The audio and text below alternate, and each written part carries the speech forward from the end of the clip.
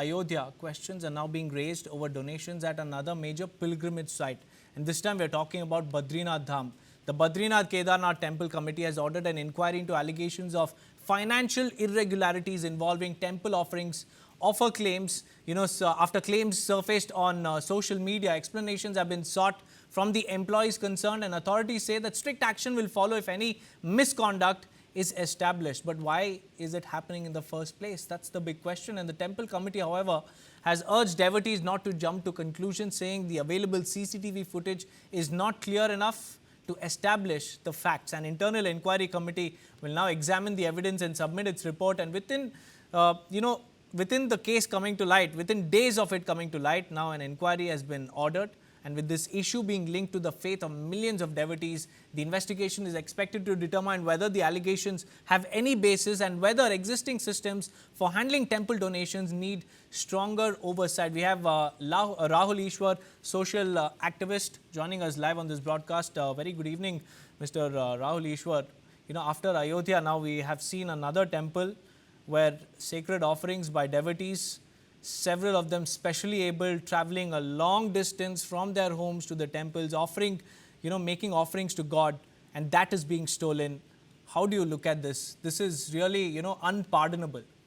Absolutely, yes. So as a Hindu believer, as a Hindu activist, it is unpardonable, and it brings a lot of shame, and it scars our soul. So it is extremely, extremely unfortunate. There are no two ways of it. It is extremely unfortunate, and strong action needs to be taken in this matter. That's the reason why people like me have been suggesting an idea that, we brought that in Sabrimala, that what we need to do is every temple, church, mosque and ashram should have a right to information. Those people belonging to that particular denomination or that particular belief can give this right to information to know where the money is going. This is absolutely important. Otherwise, temples, especially temple management, is not that scientific in India. As we know, our Christian brothers and Muslim brothers have a much more codified structure in managing their pilgrim and devotional spaces. But Hindu community, because of the lack of structure, they don't have it.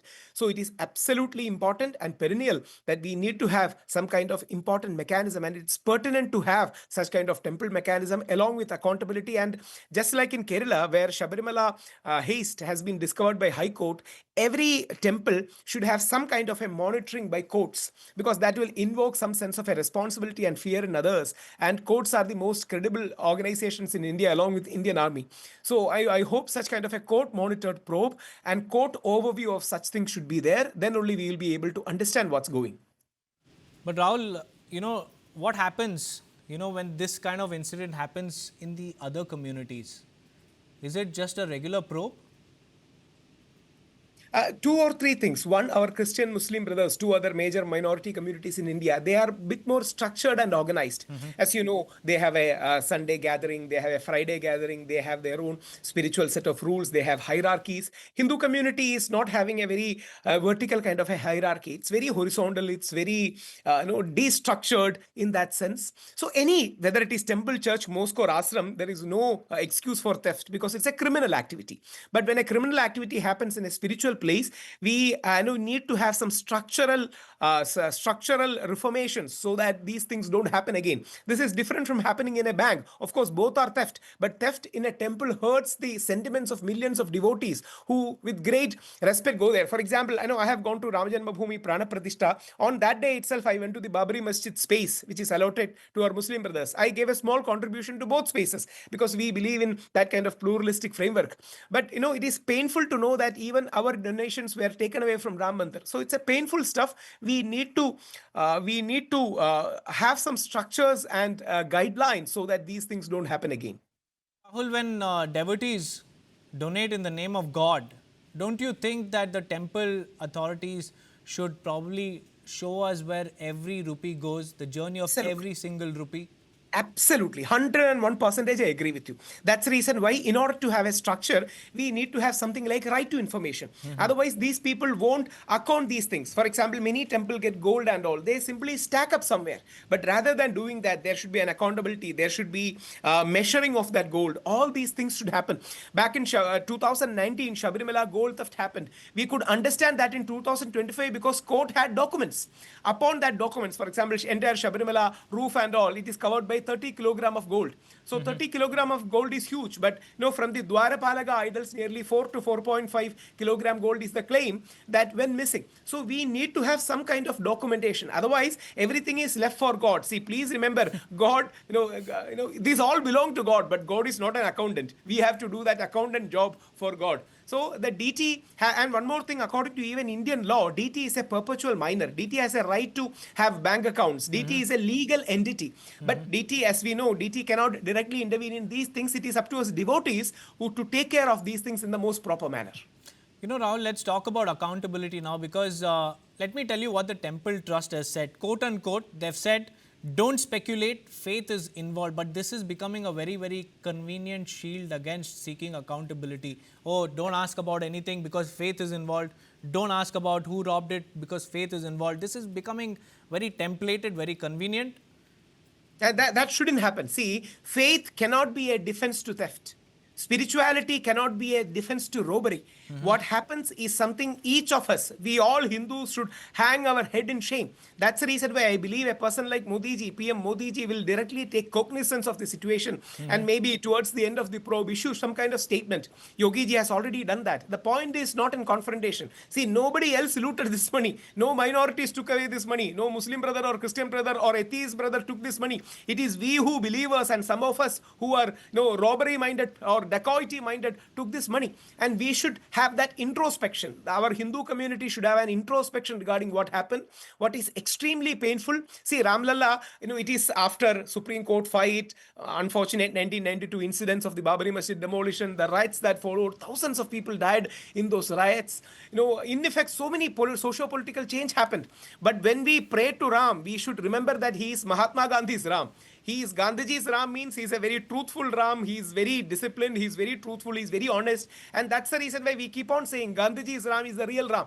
And Gandhiji's Ram is a Ram who is very inclusive. And in order to attain that Gandhiji's Ram, rather than any other dimensions of Ram, including socio-cultural and political, it is a spiritual journey. It's a sense of discipline that you need to have. Unfortunately, the temple didn't have that discipline. Let us be honest about it. Even senior leaders of BJP admitted. Even people like Nripendra Sharma ji has gone on record. Even harsh liners, if I can use that word, with people like Vinay Katiyarji, who we all know, who always takes a harsh line. Even he is hard on against the present dispensation. So hopefully, even in Badrinath, I had a great privilege along with my family to go there. See, these are, and one more thing, I don't know whether you know, Badrinath has a pujari from Kerala.